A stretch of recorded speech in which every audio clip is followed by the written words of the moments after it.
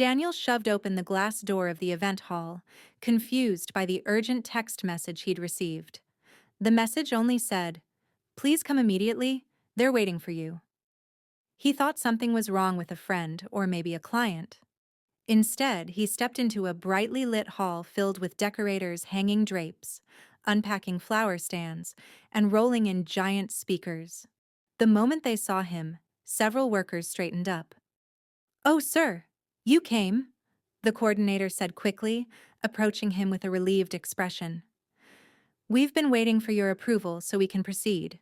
The first deposit is due today." Daniel blinked. "Approval for what?" "The wedding setup," she replied confidently. "Your sister already told us you're the main sponsor." Daniel's breath caught. "Sponsor? What are you talking about? I'm not sponsoring anything." The woman looked genuinely confused, then uncomfortable. "But she said you confirmed it." "She picked everything already. The premium package, hall decor, floral canopy, full lighting, and the invoice is ready." She handed him a thick folder stuffed with printed sheets. The amount hit him like a slap across the face. $65,000. "Madam," he said carefully, voice low, "my sister told you I agreed to pay for this?" "She insisted," the woman said. "Even argued with the hall manager yesterday that you were on your way with the money. She said you're very busy but fully committed." Daniel exhaled sharply. "I never said anything like that." Before the woman could respond, his phone rang. His sister's name flashed on the screen. He answered. "Ada, what's going on?" Her voice came bright and cheerful. Too bright. "Oh, good. You're there. They told me you arrived. Please confirm everything for them so they can start. My fiancé's family is coming to check the hall tomorrow, so we need everything finalized." "Ada," he said slowly, "why did you tell them I'm paying? Why am I hearing about deposits?" She gave a dramatic sigh. "You promised, Daniel. Stop making it look like I'm forcing you. You said you'd support my wedding." "I said I'd help a little, not sponsor the entire thing," he replied. "I never promised to pay millions." "Wow," she said sharply. "So you're backing out? After everything I told everybody?" "Ada, what exactly did you tell them?" His sister lowered her voice, suddenly emotional. "Don't embarrass me, please. My in-laws already think everything is sorted. You know how they see our family. Don't make me look stupid." Daniel turned away from the decorators who were still staring. "I'm not paying for something I didn't agree to." Ada's tone shifted instantly, becoming sharp and accusatory. "So that's it? You want to disgrace me? You want people to laugh? This is my wedding, Daniel. Why are you doing this to me?" He hung up before his anger spilled over, returned the invoice to the coordinator, and apologized. "I'm sorry for the confusion, but I didn't authorize anything. If my sister wants this, she has to handle it herself." He walked out quickly, pushing the door harder than intended. By the time he reached his car, his family WhatsApp group was already exploding. "Ada, Daniel is refusing to keep his promise. I told him the wedding plans depended on him. I can't believe he wants to humiliate me like this. Mom, Daniel, how could you? You're the eldest. You know she's counting on you. Uncle Chike, be responsible, young man. Our family name is at stake." Mom again. "Why are you silent? Answer us." Daniel threw his head back against the car seat, staring at the roof in disbelief. He typed, "I never promised to pay for her wedding. Stop spreading lies." Replies came instantly. "Ada, are you calling me a liar?" "Wow." "Mom, so you've chosen to disgrace us. Aunt Ifeoma, please don't do this. Your sister deserves happiness." His phone buzzed with a call from his mother. He answered reluctantly. "Daniel," she began, already emotional. "Is it true? You want to abandon your sister during the most important time of her life?" "Nobody abandoned anybody," he said. "She assumed something I never said." "She said you promised. She said you looked her in the eye and told her you'd handle everything. That never happened, Daniel replied calmly. Ask her where and when I supposedly said it. But his mother wasn't interested in logic. Your sister is under pressure, Daniel. Her fiancé's family expects a real wedding. Not this embarrassment. Why did she tell them I'm paying? Daniel asked. To avoid shame, his mother snapped, because she didn't want them thinking we can't do anything big. So she lied. His mother paused, clearly offended by the choice of words.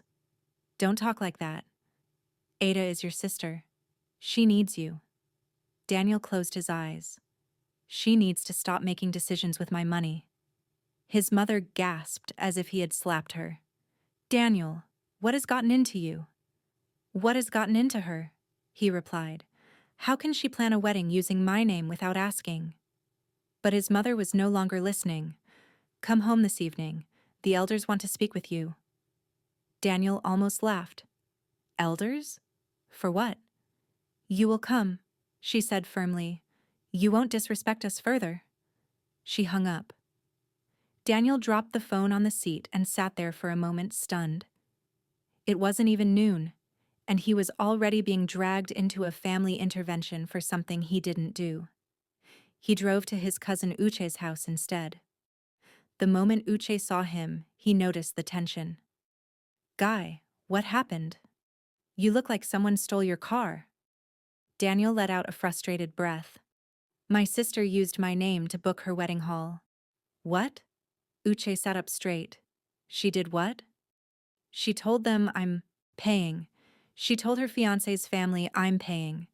She told my parents I promised to cover half the wedding. Uche let out a low whistle. Ah, that's madness. I know. Did you promise her anything?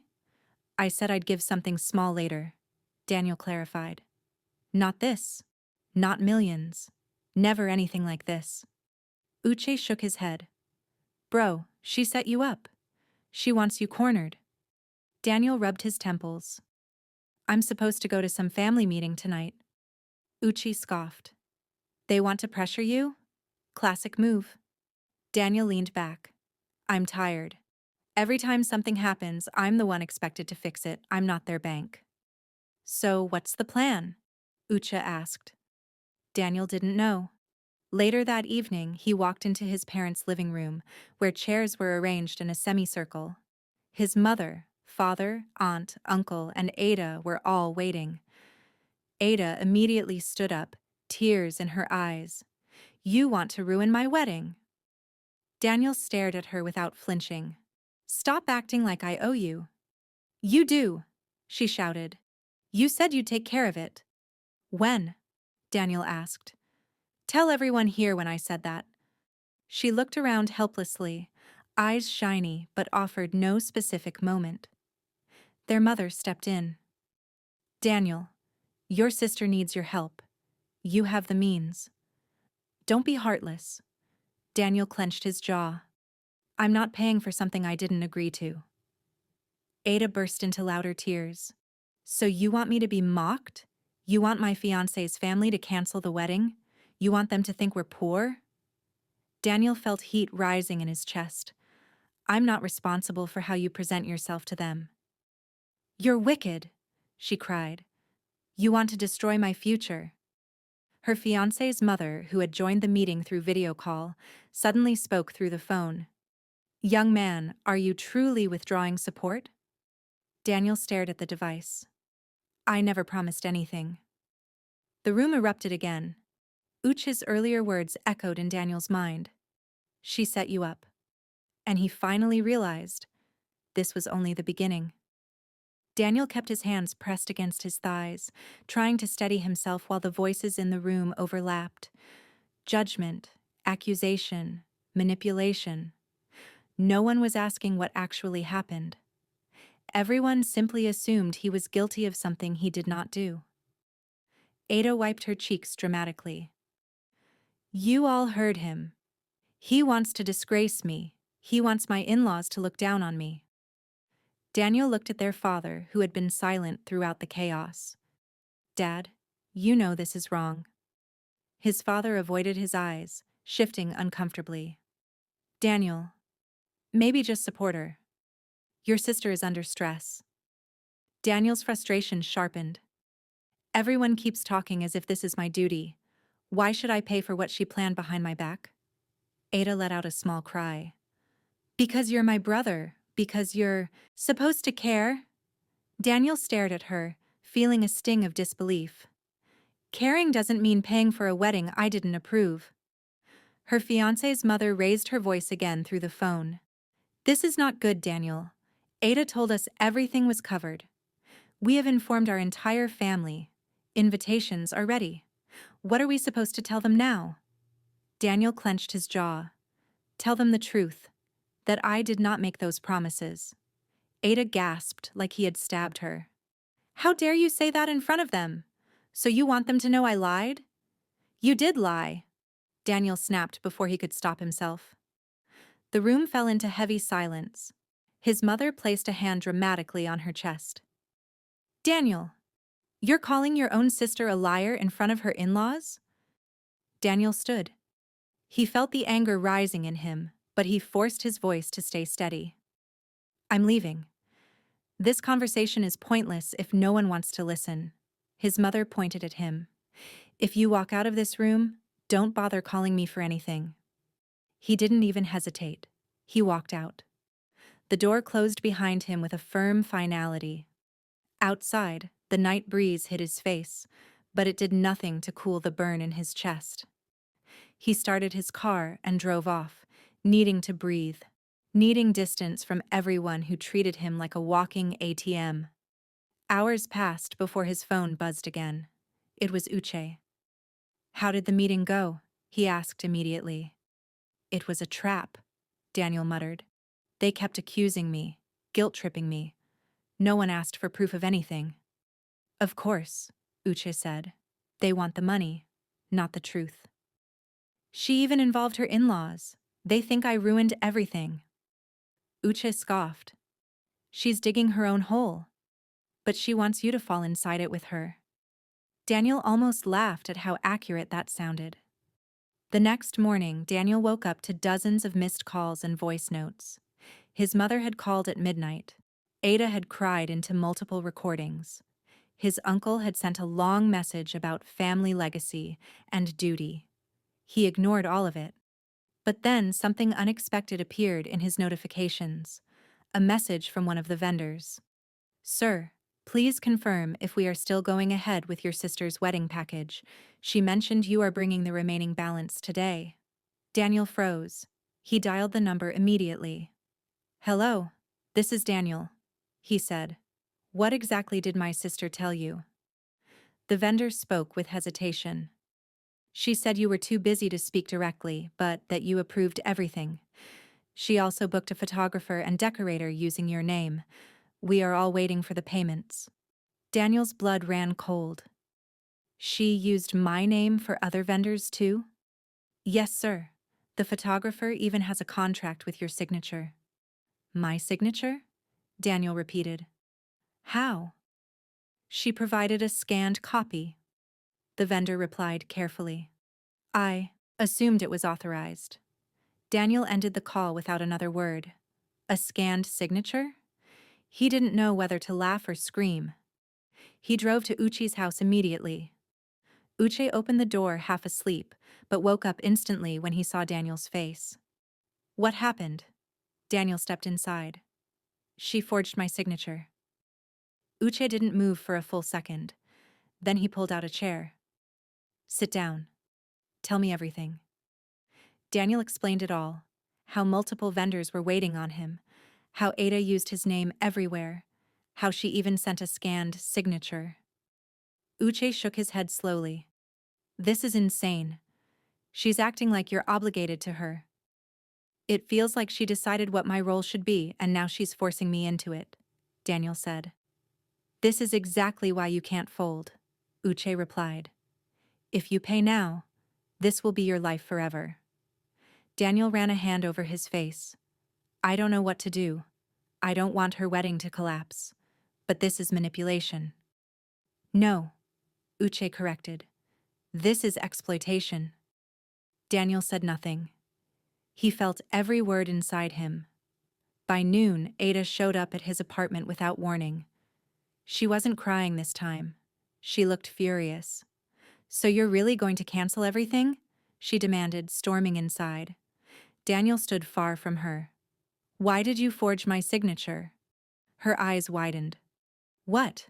What signature?" "Stop it," he said. "Vendors told me everything." She swallowed. He noticed the flicker of guilt that crossed her eyes before she masked it with anger. "I only did what I had to do," she snapped. "You were dragging your feet and the dates were running out. I couldn't lose the slot."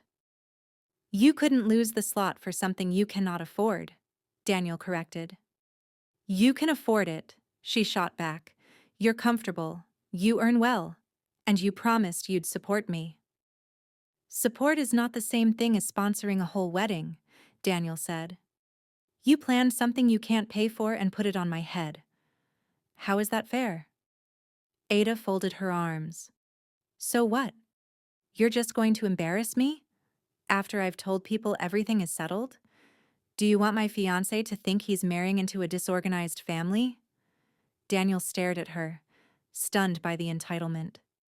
"So you'd rather lie to him and his family than admit you can't afford this wedding?" "I didn't lie," she said weakly. He raised an eyebrow. She looked away. "Okay, maybe I exaggerated, but it's my wedding. Why can't you just do this for me?" "Because you never asked," Daniel said, voice steady.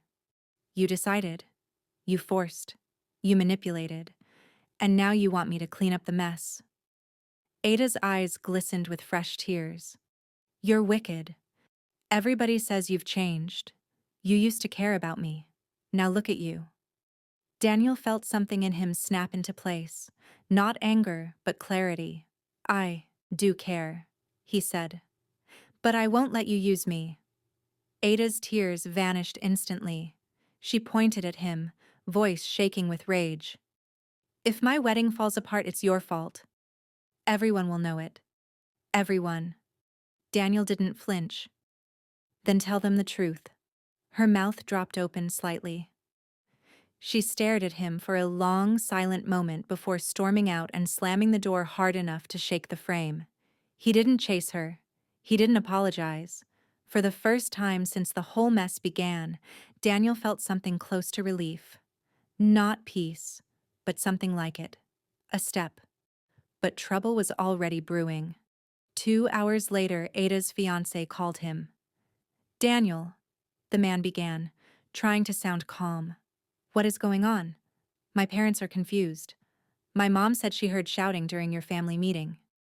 Daniel inhaled slowly. "What has Ada told you?" "She said you're suddenly pulling out after promising to fund the wedding," the fiancé replied carefully. "I just want to understand." Daniel straightened. "I didn't promise anything. She planned everything with my name without telling me." Silence. Then the fiancé said, "We need to talk. Today." Daniel felt the weight of what was coming. And he knew things were about to escalate far beyond anything he expected. Daniel arrived at the restaurant where Ada's fiancé, Michael, had asked him to meet. The place was quiet, with only a few customers scattered around.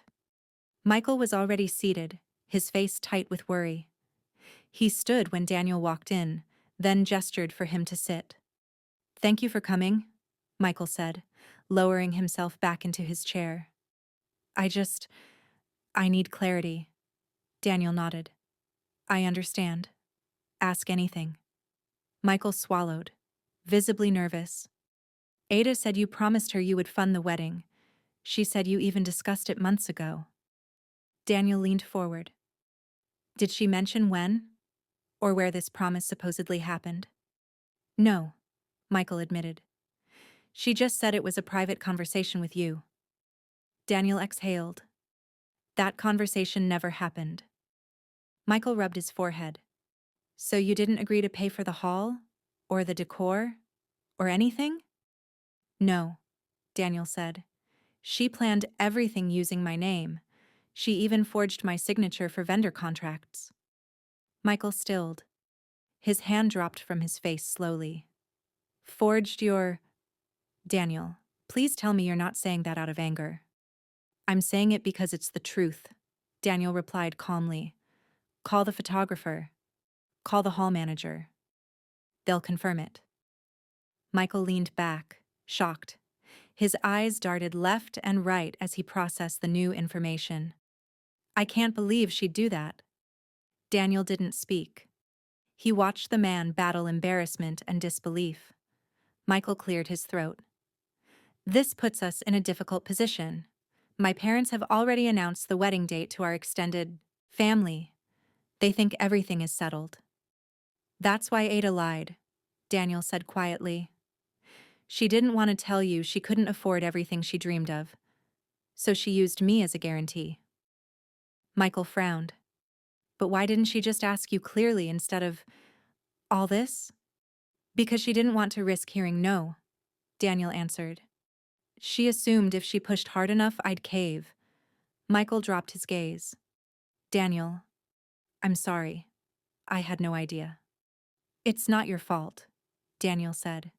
She shouldn't have put either of us in this position. Michael stayed silent for almost a minute. Then he nodded. I'll talk to her, but it won't be pretty. Daniel stood. It needs to be done. This can't continue. As Daniel walked out of the restaurant, his phone vibrated again. This time, it was the decorator. Sir, please, we need to finalize today.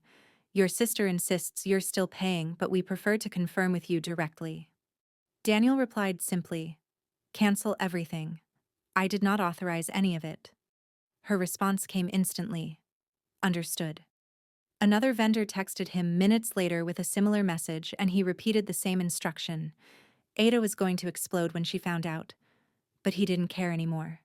Enough was enough. Later that evening, he got the call he knew was coming. Ada. He braced himself before answering. Her voice came through in a furious scream. Why would you cancel everything? Daniel waited a beat. Because my name was on it without my permission.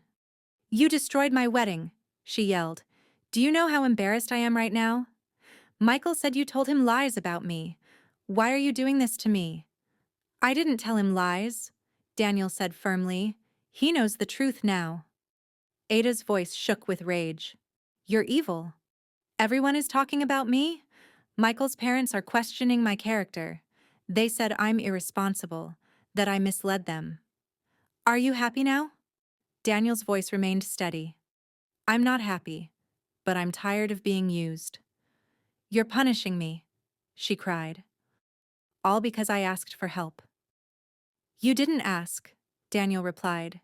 You demanded, manipulated, forged documents, and involved people who had no idea what was going on.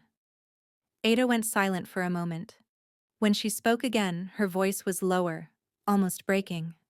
Daniel, I just wanted a beautiful wedding, something I could be proud of, something people could talk about.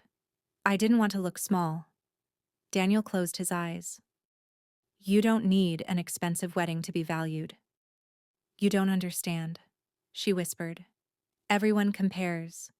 Everything is competition. I just wanted one thing in my life to look perfect. And you thought making me pay for it would give you that? Yes, she admitted, voice trembling. Because you always handle things. You always save me. I thought you would do it again. Daniel pressed the bridge of his nose. He felt the anger drain, leaving behind a heavy sadness. Ada, you can't build your life on other people's sacrifices. Not like this. Silence filled the line. Then, quietly, she said, So what now? I'm not paying for a luxury wedding, Daniel said. But I'll help with something small, something reasonable. The rest has to be scaled down. Ada sniffed. Michael's parents want us to reduce the guest list.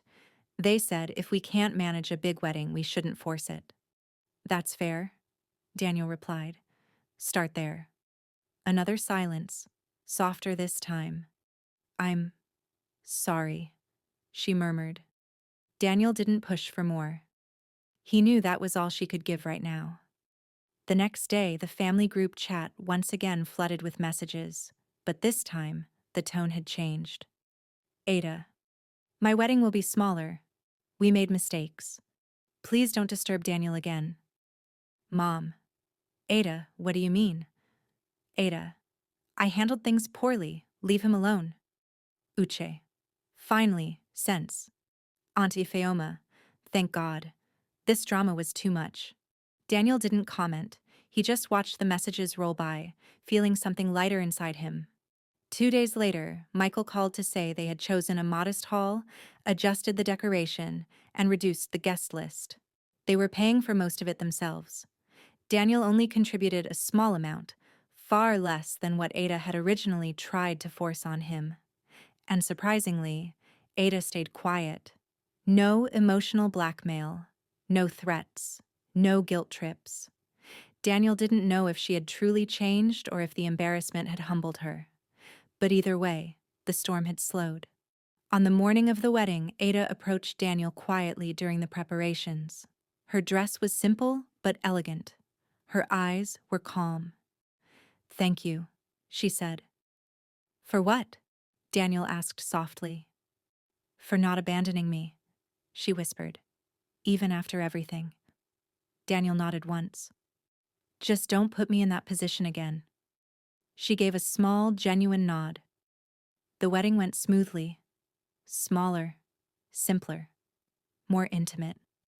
And for the first time throughout the ordeal, Ada looked genuinely happy. Not because everything was grand, but because everything was finally real. As Daniel stood in the corner of the hall watching people dance, he felt a sense of peace settle over him. He had stood up for himself. He had drawn a line. He had refused to be used. And in the end, the world didn't fall apart. No one died. No catastrophe happened. Life simply adjusted. Later that night, Daniel recorded the final part of his story for the viewers. He ended with a calm, steady message. If you ever feel pressured to carry your entire family on your back, remember you're allowed to set boundaries. You're not selfish, you're human. Let me know in the comments if you've ever been forced into obligations you didn't agree to. And if you enjoyed this story, like this video, share it, and subscribe for more real-life stories. Your support means everything. And with that, he closed his laptop, knowing he had finally taken control of his life again.